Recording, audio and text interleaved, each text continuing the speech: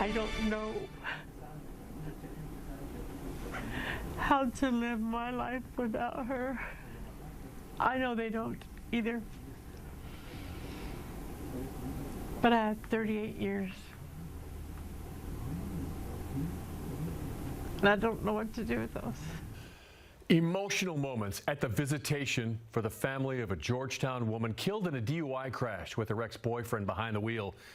This is Wave News at 11. I'm John Bold. The woman killed in that crash was 38-year-old Ana Maria Gonzalez. The family questions whether that deadly crash was really an accident and says Gonzalez had been a victim of domestic violence. Wave News reporter Noelle Friel sat down with her mother and two daughters and shares their story. Ana's family tells me she had recently broken things off with the man behind the wheel that night. She was looking forward to a fresh start with her two daughters, who are now forced to start a new life without her. The family of 38-year-old Ana Maria Gonzalez describe her as a strong, caring, and selfless woman. Her world revolved around her two daughters, 18-year-old Natalia and 10-year-old Victoria. Ana had struggled with alcoholism in the past and had worked hard to become sober, something her family was very proud of. Happy-go-lucky.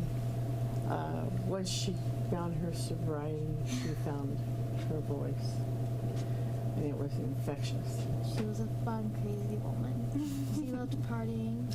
Even if there was drinks there, she would contain herself. She would never touch a drink ever in her life again. Ana was a realtor with goals of one day becoming an event coordinator.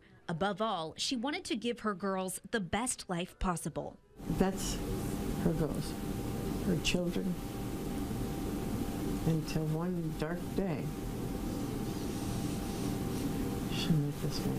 They say Ana changed when she got into a relationship with 38-year-old Scott Drollinger. Her family says Drollinger was often violent with her and described several instances of physical and mental abuse her daughters say they witnessed. At the end of December, Ana ended the relationship and moved with her daughters into a new apartment.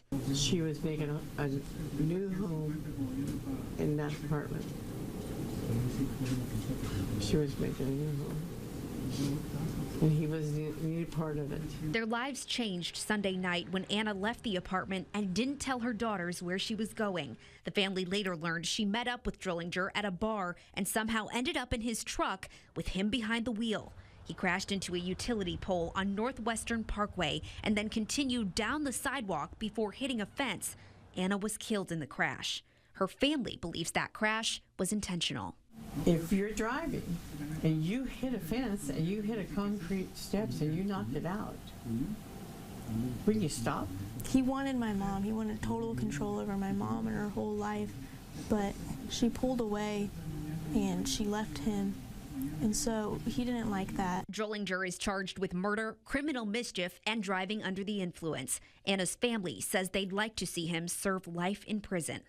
Just knowing that for the rest of his life he'll be stuck in a cell with the memory of my mom and what he did to her. You know, I can't bring my mom back, but I can put him away for what he did to her. Ana's family is now starting on the long road towards justice. Drollinger's next court appearance is scheduled for February 19th. He's being held in LMDC on a $1 million bond. Noelle Friel, Wave News. Well, thank you.